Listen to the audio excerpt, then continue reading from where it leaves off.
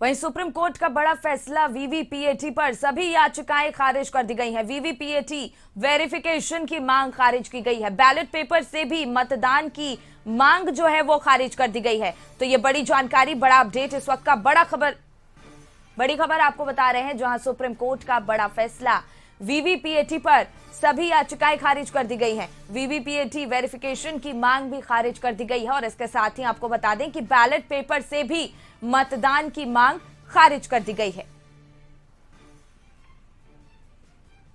तो supreme court का यह बड़ा फैसला सामने आया है। सुप्रीम कोर्ट ने यह बड़ा निर्णय लिया है। वीवीपीएटी पर सभी याचिकाएं खारिज और वीवीपीएटी वेरिफिकेशन की मांग भी खारिज कर दी गई है। सुप्रीम कोर्ट की तरफ से यह बड़ा फैसला लिया गया है और बैलेट पेपर से भी मतदान की जो मांग है वो भी खारिज कर दी गई है। तो यह बड़ी जानकारी आपके सामने, बड़ा अपडेट आप तक पहुंचा रहे हैं। सुप्रीम कोर्ट का यह बड़ा फैसला, जहां बैलेट पेपर से भी मतदान की मांग को खारिज कर दिया गया है। वीवीपीएटी पर सभी याचिकाएं खारिज कर दी गई हैं और इसके अलावा आपको यह भी बता दें कि वीवीपीएटी वेरिफिकेशन की मांग भी खारिज कर दी गई है। और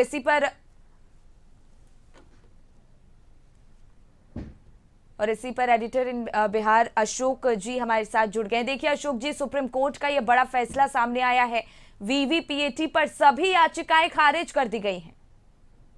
बिल्कुल, देखिए विपक्षी दलों के नेताओं ने एक याचिका दायर की थी और उनकी मांग थी कि ईवीएम के बदले बैलेट पेपर से ही वोटिंग हो और जो पुराना तरीका था वही अपनाया जाए। दूसरी बात है कि इन लोगों ने ये भी मांग की थी कि जो वीवीपैट है उसकी भी जांच हो और खास करके जो हम चुनाव 7 चरणों में हो रहे हैं तो लगभग 45 दिनों तक ईवीएम की मशीन जो रखी जा रही है उस पर भी इन लोगों ने एतराज जताया था। तो वीवीपैट वेरिफिकेशन की मांग को भी सुप्रीम कोर्ट ने खारिज कर दिया। फिर बैलेट पेपर से जो चुनाव कराने की मांग भी थी उसको भी खारिज कर दिया और सुप्रीम कोर्ट ने ये कहा कि ईवीएम की मशीन पूरी तरह से सुरक्षित रहेगी। तो एक तरह से कई विपक्षी दलों को एक बड़ा झटका लगा है। सुप्रीम कोर्ट में ये दायर की गई थी और सरकार से चुनाव आयोग से मांग की गई थी कि पुराने पैटर्न पर ही चुनाव कराए जाएं और इतनी लंबी चुनाव की प्रक्रिया नहीं होनी चाहिए।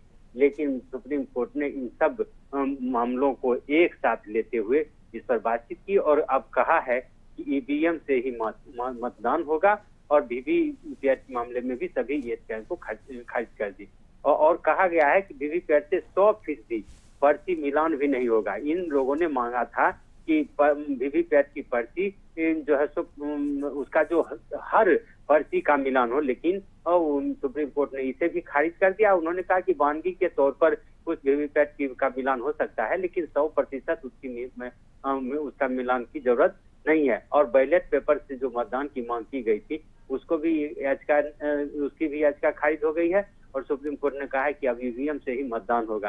तो विपक्षी दलों को एक बड़ा झटका लगा है और सुप्रीम कोर्ट ने चूंकि इस मामले को खारिज कर दिया है, इसके चलते अब इनके पास कोई विकल्प नहीं बचा है। यानी कि चुनाव आयोग ने जो प्रक्रिया अपनाई है उस प्रक्रिया को ही सुप्रीम कोर्ट ने सही माना है और ईवीएम मशीन से चुनाव कराने के चुनाव आयोग के फैसले को सही करार दिया है। जी बिल्कुल अशोक जी, बहुत बहुत धन्यवाद आपका तमाम महत्वपूर्ण जानकारी हम तक पहुंचाने के लिए।